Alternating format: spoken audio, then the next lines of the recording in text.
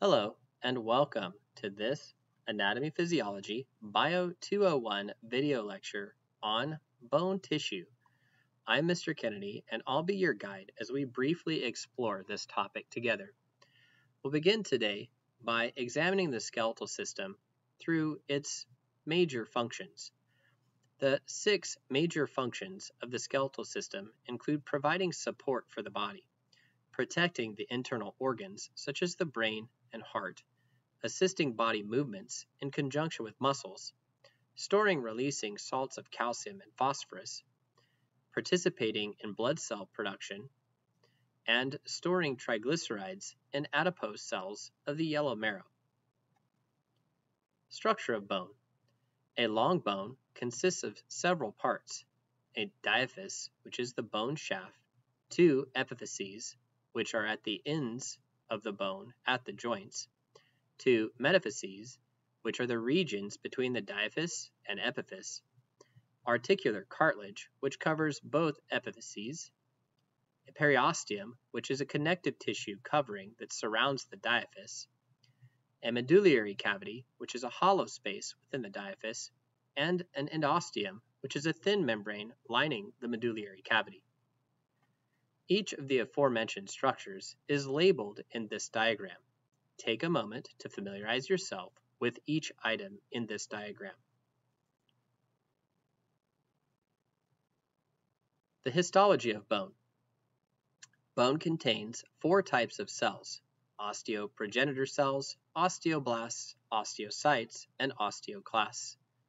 The osteoprogenitor cell is also known as a bone stem cell, and it is the only cell able to differentiate into other types of bone cells. Osteoblasts are the bone building cells that secrete bone matrix.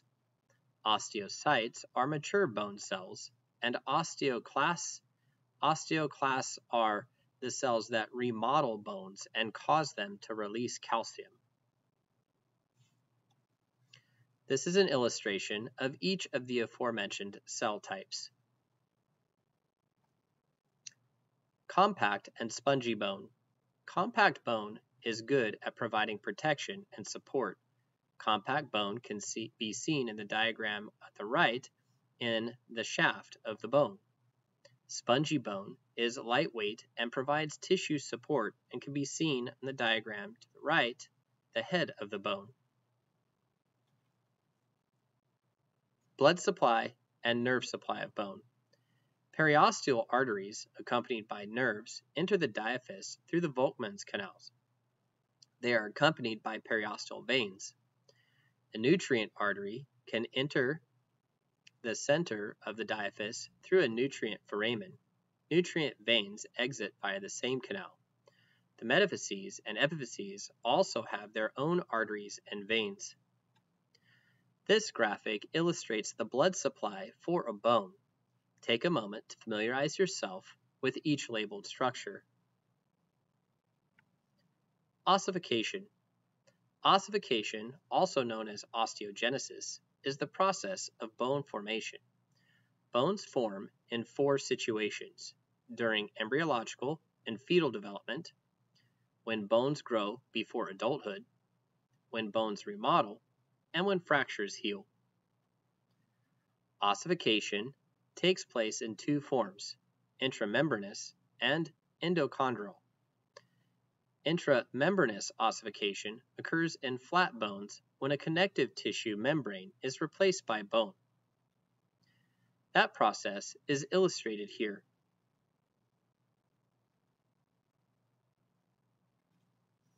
Endochondral ossification replaces cartilage with bone in the developing embryo and fetus. That process is illustrated to the right.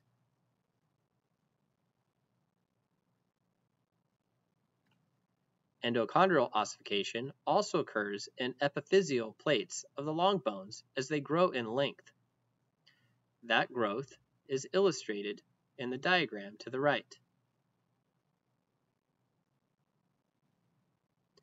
Bones thicken thanks to the cooperative action of osteoblasts and osteoclasts, as illustrated below.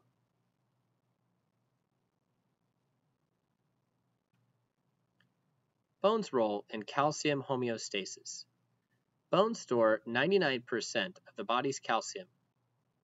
The parathyroid gland secretes parathyroid hormone, or PTH, when calcium levels drop.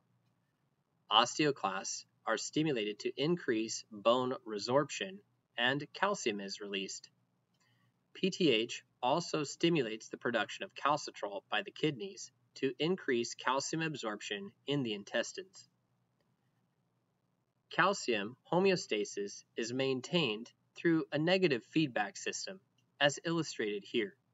You may remember negative feedback systems from a previous video in this course. I'm Mr. Kennedy, and this concludes our coverage of bone tissue.